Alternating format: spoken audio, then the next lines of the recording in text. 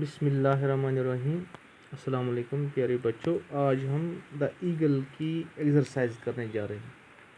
यहाँ मैंने सवाल इनका जवाब लिख के रखा है ताकि हमारा टाइम उससे बचत आ जाएगा। पहला सवाल यहाँ है एक्सरसाइज में, how does the eagle stand on the mountains. Eagle कैसे इन माउंटेनों पे रहता था, क्योंकि ईगल का जो नशेमन होता है वो माउंटेन ही होते हैं। वो तत कित पर से उस दिहान the eagle stands on the mountains by clasping the rough and steep rocks with its crooked claws।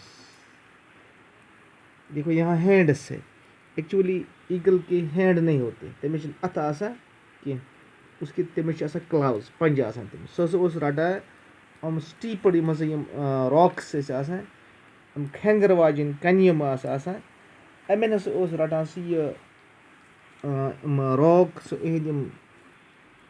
पेठिम peaks रटान पन्नो पंजो सदी विथ होल्ड टाइटली इत कन रोजान इन कोहन पे। How does the eagle do on the mountains, वो इन माउंटेनों पे क्या करता था, सो क्या उस the eagle watch for its prey, वो इन माउंटेनों की ऊंचाइयों पे अपने शिकार के इंतज़ार में होता था। And when he identify the prey, जब वो अपने शिकार को आइडेंटिफाई करता था, मतलब टारगेट करा, तो फिर क्या होता था, he fell on it like thunderbolt, तमिस पन्निस तथ शिकारस पे तथ पे पेवान जैसे थंडर बोल्ट पड़ती थी, इत पे आसमान त्रश पेवान, ऐसे वो तेजी से उस पर झपकता था।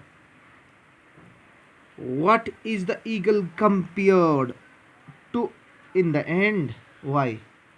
ईगल कैसा तस आमज तशबी दिन इस पोयम में उसको किस चीज़ से मतलब जोड़ा गया है और क्यों? Why means क्यों? The eagle is compared to a thunderbolt in the end. Last part is and like a thunderbolt he falls. यह सच थंडरबोल्ट सत आमुद रलावन मुशाबह कर वजह, because it falls on its prey like the one, and like the thunderbolt,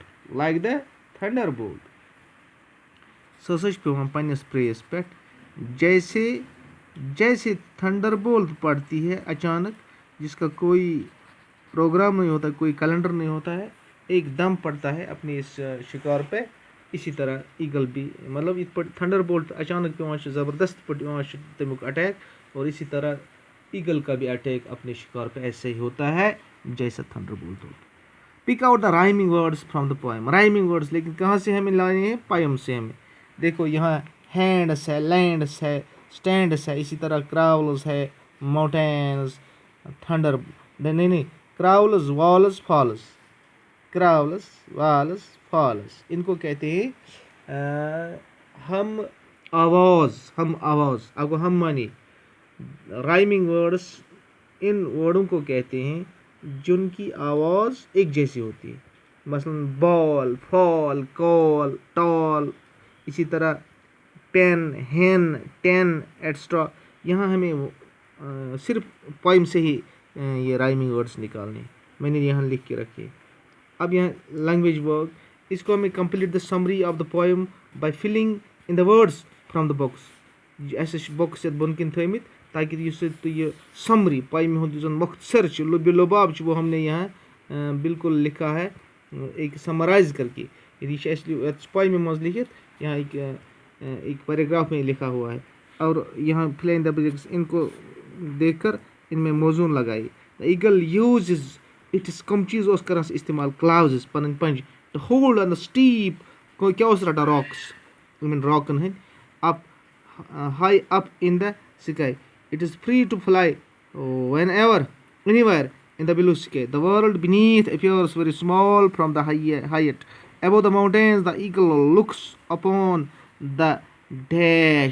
upon the ocean, which seems like क्या अत क्रावलिंग जन क्रावलिंग baby जन जैसे इत पे बच्चा खोच करान ऐसे लगता है when the sharp vision of the eagle spots its prey ये पन प्रे वुचान पन इसकी तेज जो इसकी नज़र है ये सह पन प्रे करान identify it dash it descends यानी सह हेर पे bone वसान towards the earth quick as a thunderbolt so asman trati इसी तरह write down the names of the objects of nature that appear in the poem तो one appear जन अत मैंने यहाँ लिख के रखे यहाँ कौन कौन से हैं देखो यहाँ क्रेज है क्रेज माने यहाँ स्टीप रफ रॉक इसको हम कहेंगे रॉक सिंपल लैंग्वेज में इसी तरह सन है लैंड्स है इसी तरह यहाँ है सी है यहाँ और क्या है माउंटेन्स है और thunderbolts these are the objects of nature that appear in this poem और इस तरह हमने पोएम की एक्सरसाइज भी इख्तिताम की है शुक्रिया बाकी इंशाल्लाह आइंदा।